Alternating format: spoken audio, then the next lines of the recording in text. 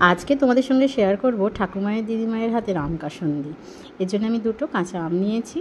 এটাকে ভালো করে গা ছাড়িয়ে নেব, তারপরে এটাকে গ্রেটার দিয়ে ভালো করে গ্রেট করে নেব। তো চলো সেটা করে নিই। এখানে তো আমি গ্রেটার দিয়ে ভালো করে গ্রেট করে নিয়েছি আমটাকে, দুটো আমকে।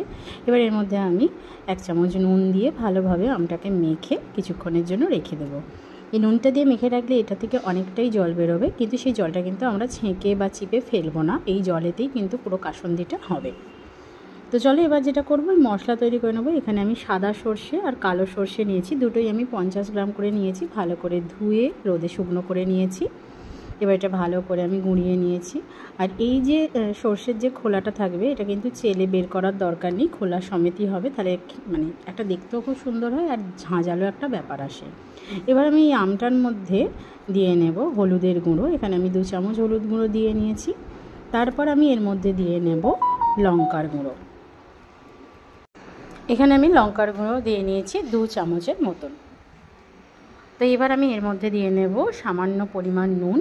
আগে প্রথমে 1 চামচ দিয়েছি, তারপরে আবারও 1 চামচ নুন দিলাম। এবার দিয়ে নেব সামান্য পরিমাণ চিনি। চিনিটা অপশনাল, তোমরা দিতেও পারো নাও দিতে পারো, বাট দিলে কিন্তু এটা খুব সুন্দর টেস্ট হয়। এবার আমি এর মধ্যে যে গুঁড়ো করে রেখে দেওয়া সর্ষেটা ছিল সেটা দিয়ে নিয়েছি। এবার আমি এর মধ্যে মোটামুটি 4-5 চামচের মতন সর্ষের তেল, কাঁচা সর্ষের তেল দিয়ে নেব। আর এর সঙ্গে দিয়ে নেব ভিনিগার। ভিনিগারটা দিলে যেটা হয় সেটা হচ্ছে কাসুন্দি কিন্তু অনেক দিন ভালো থাকে। এখানে আমি 2-3 চামচ ভিনিগার দিয়ে নিয়েছি। এবার এটা আমি ভালোভাবে মেখে নেব। দেখো সত্যি কথা বলতে কি, তখনকার দিনে এই কাসুন্দি মা ঠাকুমায়েরা বা ঠাকুমা দিদিমায়েরা ঘরেই তৈরি করতো, মানুষ খেতেও খুব ভালোবাসতো। এখন হয়তো সেই তুলনায় অনেক বাচ্চারা খেতে হয়তো অত ভালোবাসে না, কিন্তু আবার অনেককেই ভালোবাসি। তো সবসময় কেনা খাবার তো অতটা হেলদি হয় না, বা সেইভাবে কীভাবে তৈরি হচ্ছে আমরা কেউই জানি না। এরম যদি ঘরে তৈরি করে রাখো সারা বছর খুব ভালোভাবে চলে যায়। আর দেখো এর মধ্যে আমি আরেকটু সর্ষের তেল দিয়ে নিয়েছিলাম, আর একদম মাখা আমার একদম রেডি।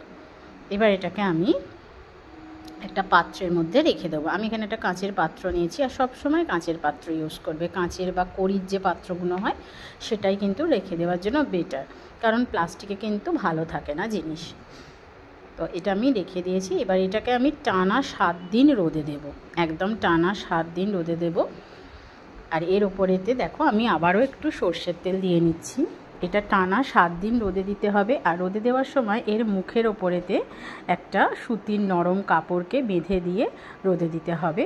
মানে মুখ চাপা দিয়ে বা এর যে ওপরের যে ঢাকনা দিয়ে দিলে কিন্তু হবে না, কারণ রোদের সময় কি হবে, ওই ঢাকনাতে একটা জলের ভেপারের তৈরি হবে, সেটা যদি এই কাসুন্দি